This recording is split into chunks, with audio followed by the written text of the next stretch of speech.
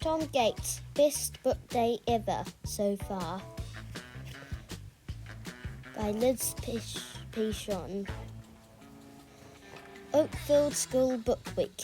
This year, the whole school, including the teachers, will take part in an exciting week of celebrating books. Don't forget to dress up as your favourite character from a book and take part in the book parade. There will be big prizes for the best costumes. It's going to be booktastic. Mr. King, headmaster. This is excellent news for lots of reasons, like these. 1. All the teachers are far more cheerful than usual. 2. It's the only time you can point and laugh at a teacher and not get in trouble. Look at Mr. Fullerman. 3. We don't do normal lessons. Instead, we'll do workshops and lots of other good stuff, even in maths. Maths teacher, Mrs. Snap. Let's play a game. 4. You get to dress up as your favourite character from a book and maybe win a prize. Plus, there's a big book swap as well. It's going to be amazing. When I get home, I tell Mum that I can't wait to go to school next week because it's going to be so much fun. Then she says, "Are you feeling okay, Tom?" And she puts her hand on my head like I'm sick or something. I remind Mum that it's actually book week and give her Mr. King's letter. Then I ask, "Can we make my costume now?" Because last year, things didn't go exactly to plan. This is what happened. I wanted to go dressed as the Iron Man, using 2 cardboard boxes covered in lots of foil. It was quite late before we started to make it, and Mum said, "This won't take long to finish." Then she rolled out the foil, all 5 centimetres of it. I said, "I think we need to buy some more," but the shops were already shut. "Don't worry, Tom," Mum assured me as I went to bed. "I'll think of something." Something turned out to be Christmas wrapping paper. "It's covered in Christmas trees and I can see snowflakes too," I said. "Not from a distance, or if you keep moving," Mum told me, trying to be positive. "At least it's all shiny and silver. I'll look like a giant present, not the Iron Man."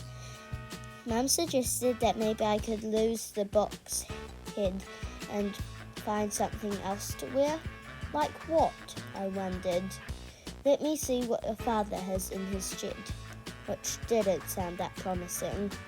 When Dad came into the kitchen, he asked, "Who's that giant present for?"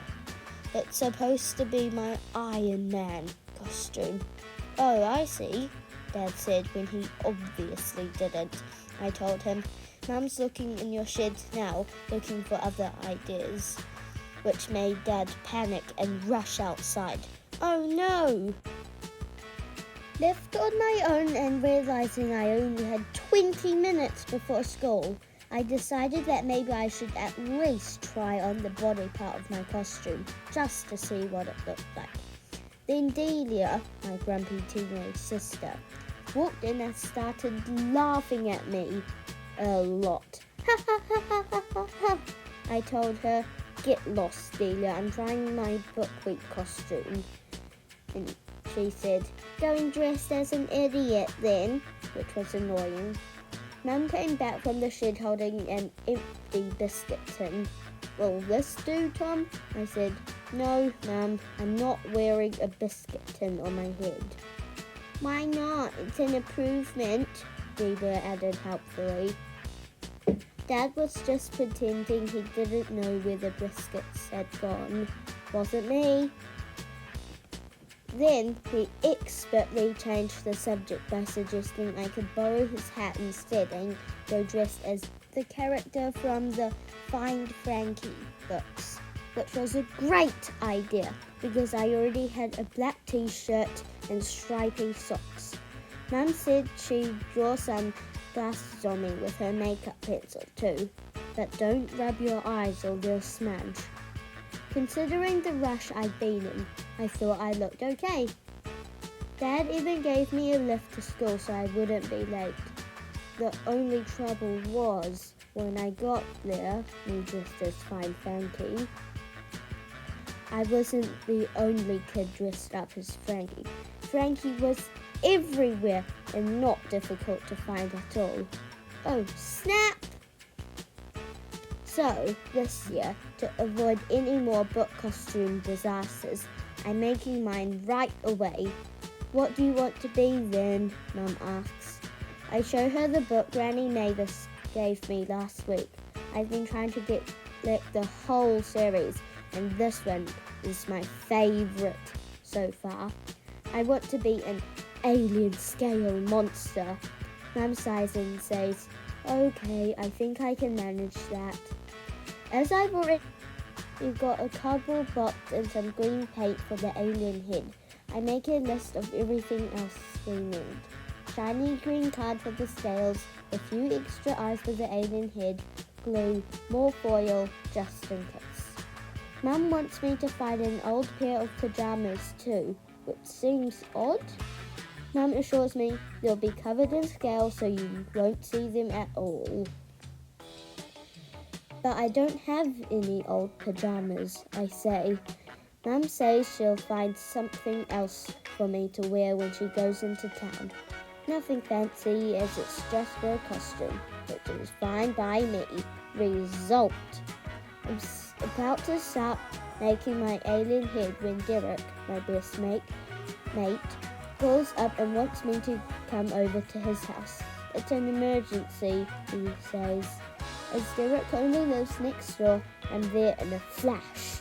He says, I can't decide who to be for book week. I need ideas or Mum will make me go as something embarrassing. So I say, let's have a snack first, then we can think of something great, which is a good idea. While we're busy thinking, Derek's dad, Mr. Fingal, comes over to say hello and asks, what are you boys up to then? Derek says, nothing much, at exactly the same time as I say, Derek needs a costume for book week. Oops. Mr. Fingal says he has loads of books we can use for ideas, which makes Derek roll his eyes and say, okay, Dad. I tell Derek we might as well have a look at them. Like we have a choice, Derek says as Mr. Fingal brings an enormous pile of books. He's already pointing out possible costumes for Derek, who's not keen on most of them. Right up until he spots a very cool black and white photo. Derek says, now that's a good costume. I agree. Do you think it matters he's a real person and not just from a story? Derek asks. Mr. Fingal says that no one could possibly think that dressing up as Elvis was a bad idea. So that's settled. Derek's going as Elvis and I'm going as alien scaled monster. We decide to go back to my house when Mr. Fingal starts singing his favourite Elvis songs. Shame. Back at home, Derek helps me to finish painting my alien head. Mum comes back from town with lots of shiny green paper for the scales and loads more eyes. He tells us it was much better value to buy them in a large pack. Derek and I stick most of the eyes on my costume. Then the rest of the eyes we put to very good use around the house, in the kitchen, in the bathroom, on coats, and the sunglasses too. In the morning, Mum looks a bit tired. I've been up all night attaching the scales, she says. I've got a few more to add, but you can try the whole costume on now if you want, which is a good idea. Yes! I really hope this costume will win me a prize. The first prize is usually a big token, which would be very handy, as I'm trying to collect all of the Alien Scale monster books. And there's one in this series that's been impossible to find. Alien Scale monsters in space. My Granny Mavis and Granddad Bob have been looking everywhere for it as well. No, there's a rumour another prize is a large jar of jelly beans. If you insist, that would be a good win too. I go and put on my costume, head first, now the rest of the body.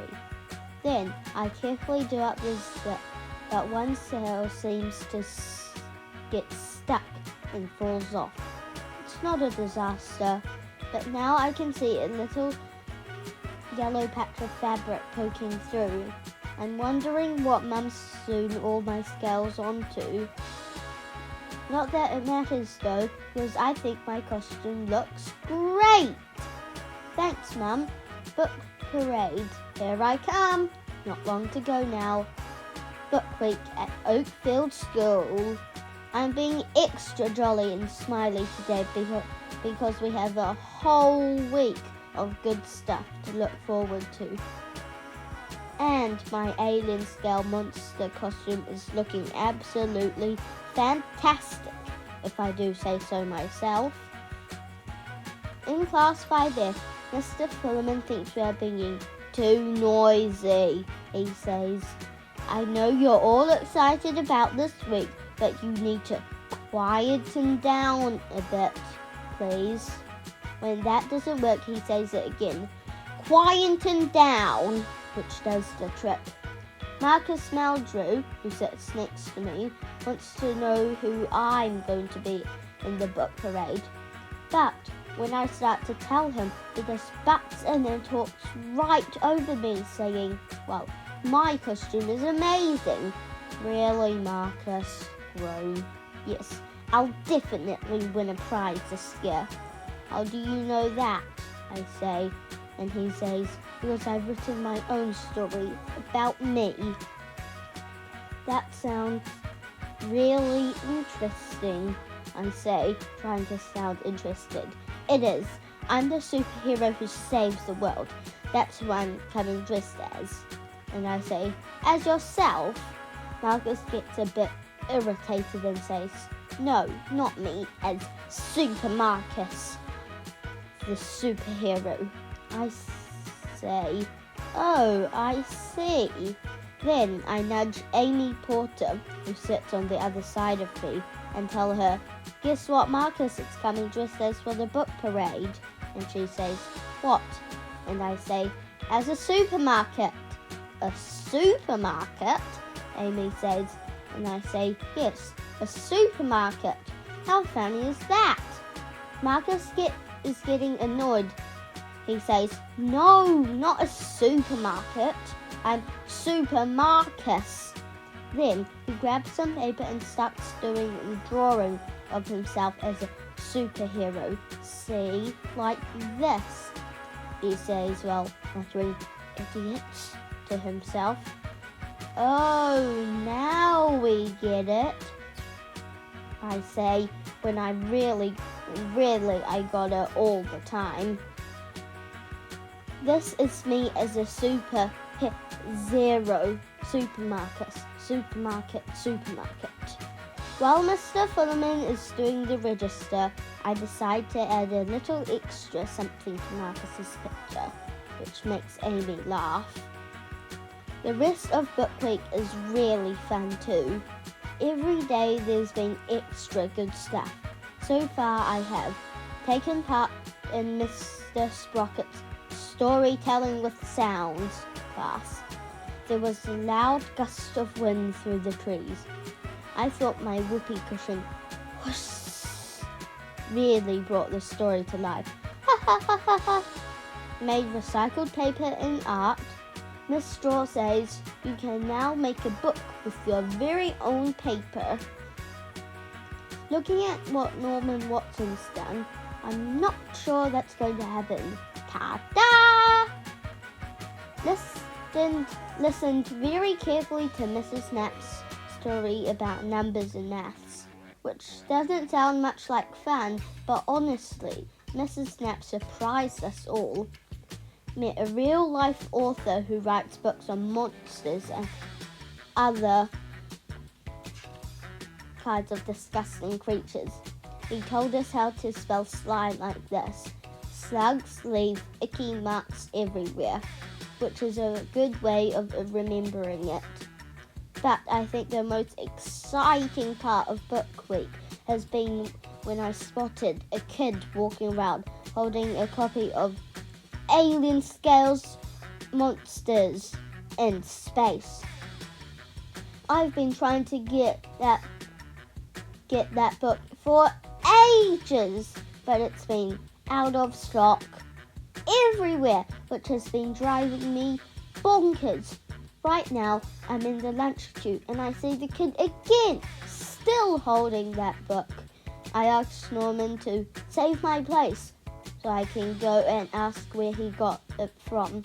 But by the time I squeeze through the crowd, the kid's gone. And to make things worse, so has my place in the lunch queue, taken by Marcus Meldrew, who's jumped ahead and looks all smug and pleased with himself. He won't let me back in either. Marcus says, "Bad luck, Tom. You snooze, you lose." Then Mrs. Worthington says I need to join the queue at the end of the line, which is annoying as I'm hungry. Rumble, rumble. Back in class.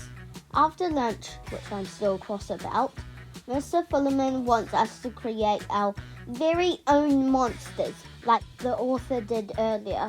Mr. Fullerman tells us, "I'm looking forward to reading and seeing all your horrible creations." Me too. I don't have to look far for my inspiration. This is Smug Mug Monster. It's very annoying and likes to boast about how good it is at everything when it's really rubbish. Smug mugs have nasty flaky skin, which is a disgusting shade of green. Don't stare at Smug Mug for too long or you'll feel sick. Smug Mug says really stupid things like "na na na na na" and "you snooze, you lose."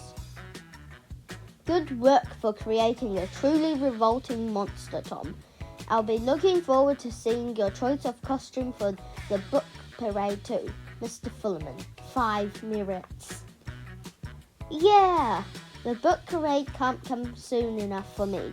Because Marcus still won't shut up about how he's going to win a prize on Friday, my story and costume are amazing. Blah, blah, blah. Yawn, yawn. The book parade is actually tomorrow. I tried to tell him several times, but as usual, he just keeps talking. Instead, I say, "Marcus, you are a genius." He's not. At last, the book parade is today! I put my costume on, then realize I can't eat my breakfast now. Oh. When I take off the alien head, Delia pretends to be more scared of my face. "It's hideous!" "Ha ha, very funny," I say. Derek is waiting for me outside so we can walk to school together and not look too weird. "Excellent, Elvis," I say. "Thanks, alien scale monster," he says. In school, I can see a pirate telling everyone to get to your classes or you'll have to walk the plank. It's only when I hear loads of keys jingling that I realize it's caretaker Stan. Jingle, jingle. I head to my class where Mr. Fullerman isn't at his desk yet. There's a sign on the board that says, "You have been warned. Someone else has replaced Mr. Fullerman today." I give Amy Porter a bit of a shock when I ask her, "What's the message about?" She says, "Ah!" followed by, Who knows? Is that you, Tom? Yes, I'm alien scale monster, I say. Where's your costume? Amy points to a very impressive car. Florence and I made it. It's Chitty Chitty Bang Bang. Good job, Amy, I say. Then I ask her, where's Super Marcus? Amy says, you'll never guess what. What? I ask. He forgot it was book parade today and didn't wear his costume. Shame. I tried to tell him, I say. Amy says, he called home but everyone was out, so Mrs. Mumbles taken him to find a spare costume from the school dressing up box. I wonder what it will be, I say. We don't have long to wait before Marcus comes back and says, a butterfly? I'm not a butterfly, Marcus tells us. A moth? I ask. No, not even close, Marcus says. Then he takes out a missing piece of costume and puts it on. I'm an elephant from the Jungle Book. That's all they had. It's hard to hear what he's saying with the trunk on. Amy and I both tell Marcus that it's a good costume and he says, thanks. I think he means thanks. Looking around the classroom, I see there are loads of excellent costumes. Solid has come as a giant book. Norman is some kind of herring bug. Julia Morton is Alice from Alice's Adventures in Wonderland. Brad and Paul are Thing 1 and Thing 2 from The Cat in the Hat. We're all waiting for Mr. Fullerman when Amy says, is this yours? He's holding up one of my scales. Yes, it is, I say. I'm trying to stick it back on when suddenly Mr. Fullerman arrives dressed as the child catcher. He shouts, hello children, which makes some kids jump. Everyone stops talking. Mr. Fullerman laughs and says, I should dress like this more often. Then he tells us that Mr. King and Mrs. Knapp will be making notes on all the costumes in our assembly to award the prizes at the book parade. And this year, Great Manor School will be joining us for an even bigger book parade at the school fields. And the whole class groaned, because Great Manor School always win everything. Don't worry, there'll be plenty of prizes for both schools, Mr. Fullerman says. Yeah! We all cheer. Then I lift up my arm, and another scale drops off. A book week message from Mr. King, our headmaster. My class set off down the hall for our assembly, but it's tricky squeezing everyone in with their costumes on. I have to take off my alien head when Mr. King starts talking, so the kids behind me can see. Good morning, Oakfield School. We all laugh at Mr. King's silly noise and his furry suit with ears. Good morning, Mr. King. He tells us we all look fantastic. Then he asks, does anyone know who I am? Silence. Mr. King does another like that's going to help. One kid puts up his hand and says, a lion? No, not quite. Another suggests he's a very angry cat. Try again. It's only when the other teachers join him that we can all see who they are. Goldilocks and the 3 bears. Oh yes, so they are. At the end of assembly, Mrs. Knapp and Mr. King look carefully at everyone's costume as they leave. They make notes on who'll be the prize winners later on. I'm trying to do the best monster walk I can do to impress them, but as soon as I move, even more scales fall off. Julia Morton, who's behind me, says I look like a zombie fish. Thanks, Julia. Then she adds, "You're missing some scales." I pretend that I'm not bothered at all. "It's fine, no one will notice," I say, much. Throughout the day, my scale problem gets worse and worse and worse. I'm shedding them everywhere. Solid hands me another batch in the dinner hall. "We could try sticking them on with tape," he says. "But it's a good idea, but there's no time and no sticky tape either." And the bell's just gone, so everyone will be heading off for the book parade at the school playing fields. Great Manor School have already arrived and are waiting for us. I can see some very impressive looking costumes too. Groan. Class by class, Oakfield School file into rows opposite the Great Manor children. We leave a nice clear pathway to walk down for the parade. Marcus Meldrew stands next to me and says, "Your costume's a bit rubbish, isn't it?" He's holding more of my scales in his hand, so I say, "It's not a rubbish costume, at least I didn't forget mine." Then I add, "If all the scales do eventually fall off, then I'll just be an alien monster instead." Marcus laughs and says, "More like a yellow fluffy kitten monster." What does he mean, yellow fluffy kitten monster? I didn't take much notice of what Mum had stuck all my scales onto. I really wish I had now. I find Derek and ask him, "Be honest, how many kittens can you see?" Maybe 1 or 2. Sorry, 3. No, 7, 8. Actually, loads. This is not good news. I can't believe Mum used a yellow all-in-one suit covered with fluffy little kittens. I'm like a tree losing its leaves in autumn. I'll have to keep my alien head on so no one will see it's me. It's very embarrassing. Mr. Keene and Mrs. Taylor from Great Manor School welcome everyone to the book parade. "Marvellous costumes, don't you agree, Mr. Keene?" Miss Taylor says. "I do, Miss Taylor." They've already taken a good look at the costumes now, and now they're about to read out names of the prize winners for both schools.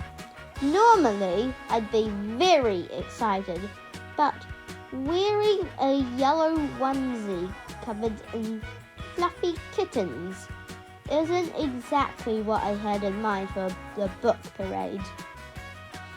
Just when I think things can't get any worse, Mr. Keene points to a photographer from the local paper who will be taking photos of this year's winners.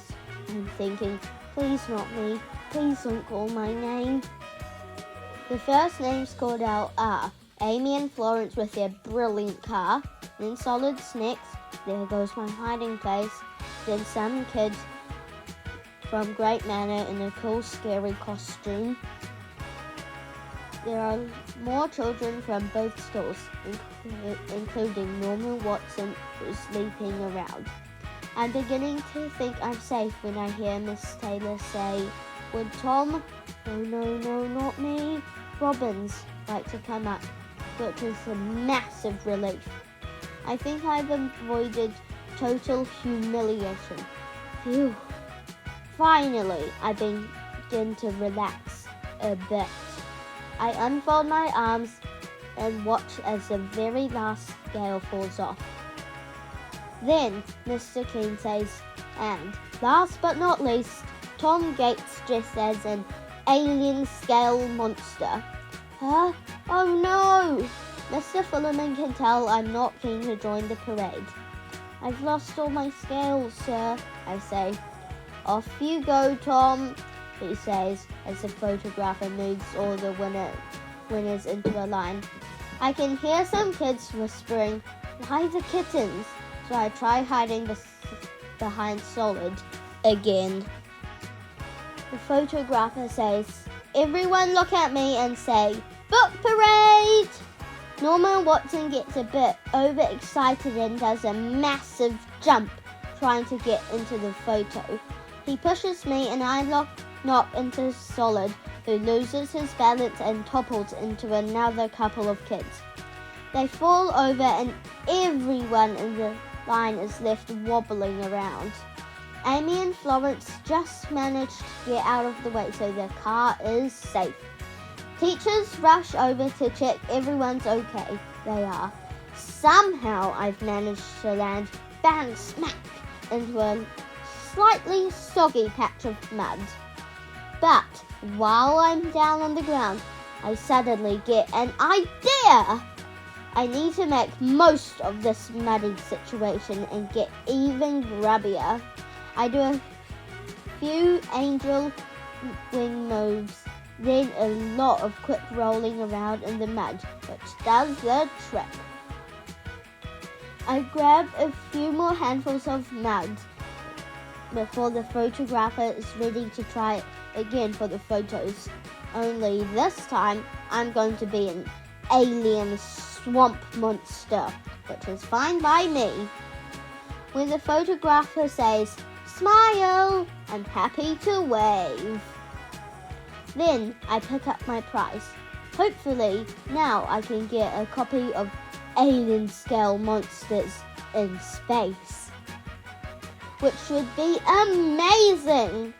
When I get home, it takes a while to explain exactly what happened to my costume. Mum says she won't use glue on fluffy fabric again. "At least you won a prize, Tom," she says, which is true. Turns out the Big Jar of Beans prize was just a rumour after all. Shame. The last day of book week is today. I'm very glad I don't have to wear my costume again, as it's still a bit soggy. I found a few old alien books for the big book swap after school, which I mustn't forget to bring. In class, everyone has brought books to swap as well. I'm looking at Amy's books while Marcus keeps on going on and on and on about his costume. Blah, blah, blah, blah, blah.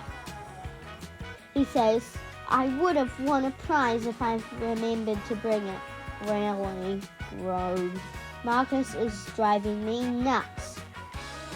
So I get out my sketchbook and draw this doodle, which helps me to ignore him for a while. Marcus interrupts my drawing. He's nudging me. "What now?" he says. "That's my book you're drawing on." And I say, "No, it's not." And he says, "Yes, it is. It is my book, actually." As I say, "This is my book." "Oh, it's yours." I tell Marcus I'm sorry, but he's already put his hand up. "Tom Gates has just drawn on my book, sir." Won't. But Mr. Filliman comes over to see what's going on. "Did you draw in Marcus's book, Tom?" "Yes, sir, by accident. I thought it was mine." He says I shouldn't be drawing in any books. "Yes, sir." Marcus says, "I wanted to swap this book. He'll want it now." That'll be me then. I swap my alien scale book for a book on bugs. Mr. Fullerman thinks that it's a very good solution.